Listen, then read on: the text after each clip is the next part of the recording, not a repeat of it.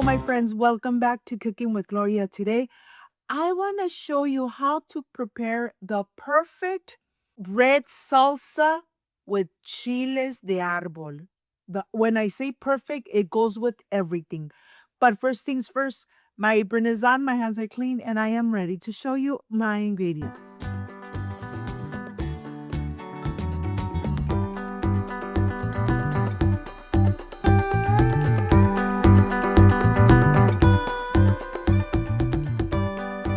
I want to start here with the garlic cloves.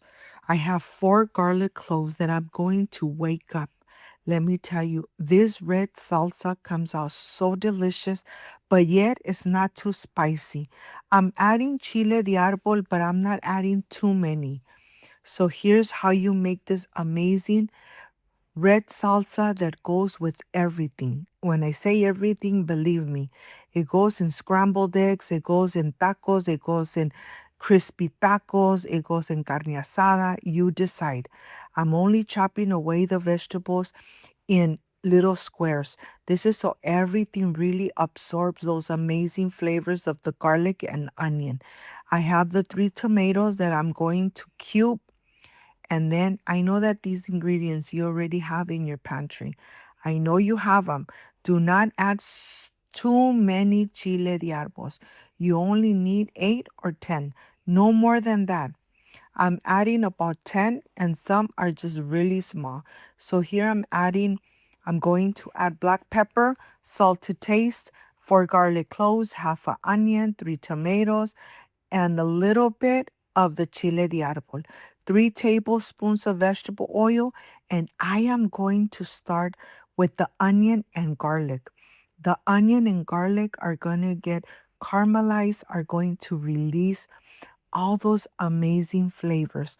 So that's why you want to start with the garlic and the onion. Remember that the garlic I just smashed so it's still nice and whole. So it's gonna take time for it to infuse, to release the flavor, but yet it's not going to get burned. So here I am cooking in medium high heat. I want everything to really incorporate. I want the oil to absorb the flavors of the garlic and the onion. As you could see, it's already getting caramelized. And when you see them just like this, getting nice and golden brown, you are ready to start adding your tomato, your diced tomato. Let me tell you, this salsa comes out really creamy, really delicious. And like I said, it goes with everything. I'm adding the tomatoes, I'm adding the chile de arbol, and I'm going to saute for about 3 minutes until I see the tomato getting nice and mushy, releasing all that flavor and absorbing the flavor of the onion and garlic. This is going to take about 3 minutes, medium high heat. Look at this. You could already see the tomato getting nice and mushy. Once this is happening, get ready your blender cup. Remember, salt is to taste. My home really smells amazing. The tomato is getting nice and soft, nice and juicy. And now I'm going to turn it off. I'm going to go ahead, add it to my blender cup. Add everything into your blender cup.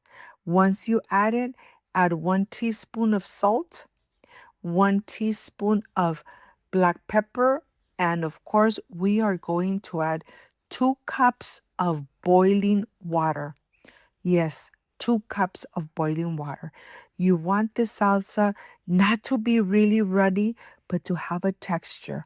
So I'm adding 2 cups of boiling water, and then I am ready to blend away. Let me tell you, this salsa really tastes so delicious, but yet it's not spicy where you cannot enjoy it. Blend it for about 3 minutes. You want it nice and smooth. So once this is done, you are ready to pour, and I'll show you the texture. I'll show you how creamy it looks. I'll show you how the texture is. so that you could really cover your tacos, your crispy tacos with this amazing red salsa. Look at this. Taste it to see if it needs more salt. To my tasting is perfect. I'll see you in a bit.